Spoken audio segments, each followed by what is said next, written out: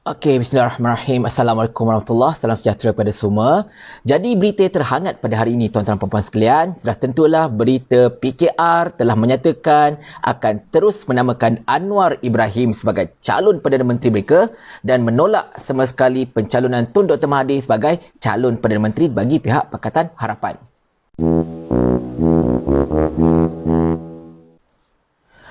Jadi perkara ini memang kita dah nampak lama dah.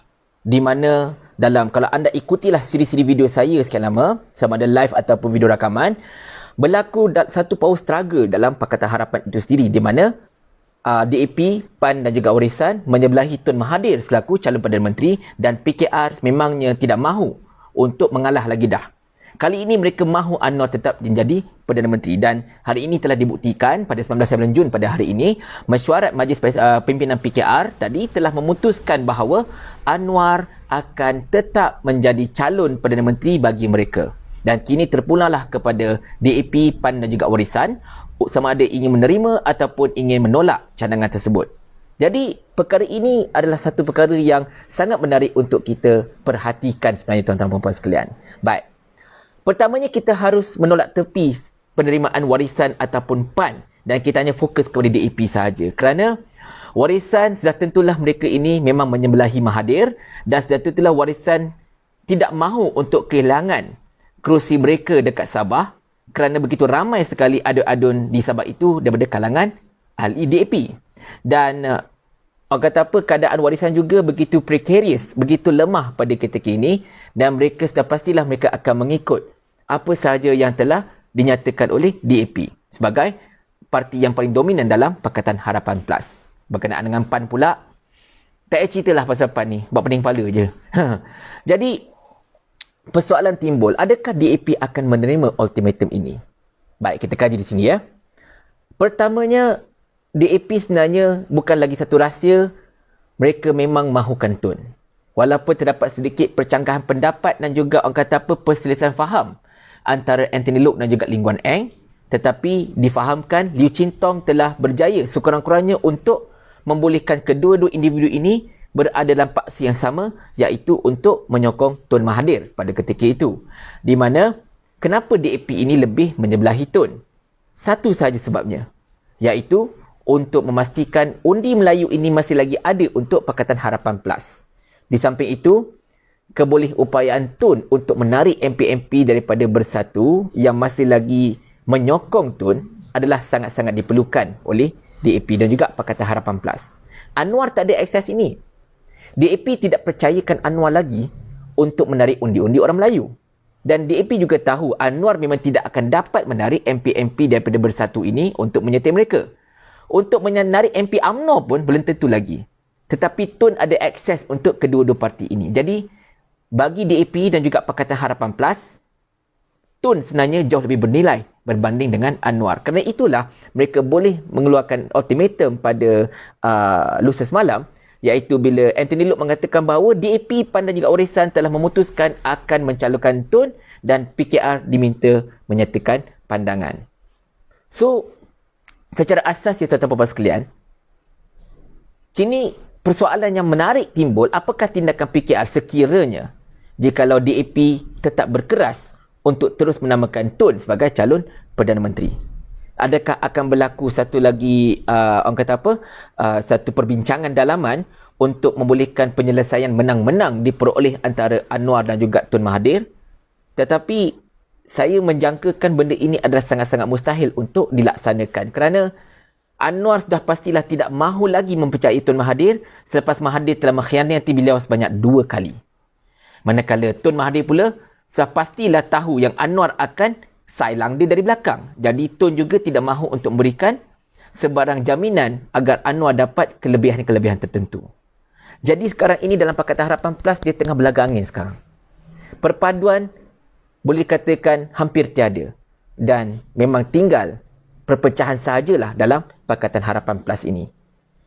Dan jikalau perpecahan itu berlaku, jikalau PKR benar menarik pendirian, membuat pendirian untuk menarik diri daripada Pakatan Harapan Plus, satu perkara yang menarik akan disaksikan di sini. Adakah PKR akan bergerak secara solo seperti mana yang telah dilaungkan oleh begitu ramai sekali akar umbi mereka seperti si Iswardi Morni itu. Dia kata kami boleh bergerak solo dan sebagainya. Ataupun PKR akan membentuk satu gabungan lain bersama-sama dengan tim lain. Mungkin saya tak tahu tim mana yang akan menjelahi PKR. Ataupun mungkin PKR akan bersama-sama dengan Muhyiddin untuk membentuk satu gabungan baru. Mengambil kira hubungan antara Muhyiddin dengan Muafakat Nasional tidak baik dan sebagainya. Tetapi itu masih lagi far-fetched. Masih lagi belum dipastikan lagi. Sebab kita tak boleh menolak kemungkinan tau. Di mana orang kata ada deal ataupun ada perbincangan yang mendalam telah dilakukan oleh Anwar ketika beliau berjumpa dengan Muhyiddin tak lama dulu. Okey? Dan kalau kita tengok macam mana keadaannya, let's say lah kalau PH berpecah selepas ini. Selepas DAP menyatakan sokongan, tak nak Mahathir, tak nak dengar cakap Anwar sebagainya. Baik. Yang menarik kita perhatikan ialah ketika sidang Parlimen Julai nanti. Macam mana kita tahu, pada ketika itu, usul undi tidak percaya terhadap Muhyiddin Yassin berkemungkinan besar akan dibentangkan kerana usul tersebut telah pun diterima oleh Speaker Dewan Tan Sri Mat Arif. Okey?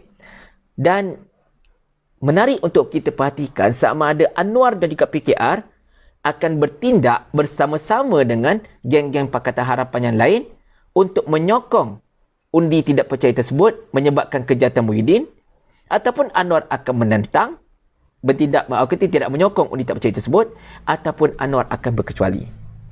Kalau ikutkan pemerhatian daripada saya dan begitu ramai sekali pemerhati politik di alam maya ini, sekiranya berlaku perpecahan antara PKR dan juga Pakatan Harapan Plus, dan sekiranya selepas perpecahan itu undi tidak percaya ini akan diadakan, ataupun mungkin Pakatan Harapan Plus ini tidak berpecah, PKR masih lagi berada dalam Pakatan Harapan Plus, cuma menyembunyikan diri saja, tak nak begitu orang kata menonjol sangat dan sebagainya. Ketika undi tidak percaya nanti, kemungkinan besar PKR akan bertindak untuk berkecuali. Sebagai satu tanda protes kepada Mahathir Mohamad juga sebenarnya, tuan-tuan dan puan sekalian. Jadi, apa sahaja yang bakal berlaku selepas ini adalah satu perkara yang sangat menarik untuk kita perhatikan. Terutamanya dalam kita menanti apakah jawapan balas DAP yang mewakili Pakatan Harapan Plus terhadap ultimatum PKR pada hari ini. Tetapi satu sahaja perkara yang pasti. Tidak kiralah mereka ini bersetuju untuk mencalonkan Anwar ataupun bersetuju untuk kembali mencalonkan Mahathir. Yang nyata satu saja, faktanya satu saja. Rakyat Malaysia sudah muak, sudah jelak, sudah bosan, sudah give up dengan politiking daripada kedua-dua figura ini. Bagi kebanyakan rakyat Malaysia, boleh katakan majoriti rakyat Malaysia, kedua-dua figura ini telah melepasi sell by date mereka. Tidak lagi relevan dan mereka berdua ini seharusnya berehat sahaja. Kerana pergeseran mereka berdua inilah yang telah menyebabkan perpecahan, terutamanya di kalangan orang-orang Melayu dalam negara ini. Pergeseran mereka berdua inilah yang telah mengheret negara ini ke kancah politik demi kancah, demi kancah, demi kancah. Sehingga rakyat semakin lama semakin tersepit, semakin terbeban. Anda boleh lihat, anda boleh tengok sendiri. Sepanjang perbincangan Pakatan Harapan Plus daripada bulan 5 sampailah sekarang, daripada bulan 4 sebenarnya, sampai sekarang kalau kena ikutkanlah. Perbincangan mereka hanya berkisar kepada hendak melantik calon Perdana Menteri sahaja. Dia tak cerita pun agenda rakyat. Dia tak cerita pun tentang pakej rancangan ekonomi. Dia tak cerita pun tentang pengangguran yang semakin tinggi akibat COVID-19. Tak ada. Yang mereka bincangkan hanyalah calon Perdana Menteri. Itu sahaja. Itu pun dah cukup untuk membuatkan rakyat jelak dan rakyat telah menjadi muak terhadap kedua-dua figura ini. Jadi, secara jujurnya saya boleh kata di sini, tidak kiralah siapa sahaja yang bakal dipilih oleh Pakatan Harapan Plus, rakyat Malaysia keseluruhannya pasti akan menolak mereka. Berilah nama-nama lain pula yang naik. Dah fed up dah, cemuih dah. Kita tengok dua-dua muka ini sahaja yang asyik dicalonkan sebagai calon Perdana Menteri. Dah macam tak ada muka lain. Jadi sekali lagi kita akan perhatikan apakah jawapan balas DAP selepas ini. Dan insya-Allah teruskan menonton video-video saya, ikutilah page FB saya Al-Hajri Studios dan juga channel YouTube saya Al-Hajri Studios untuk mengikuti perkembangan terkini dunia politik dan juga isu semasa tanah air ini, insya-Allah tuan-tuan sekalian. Jemput subscribe dan juga like serta follow.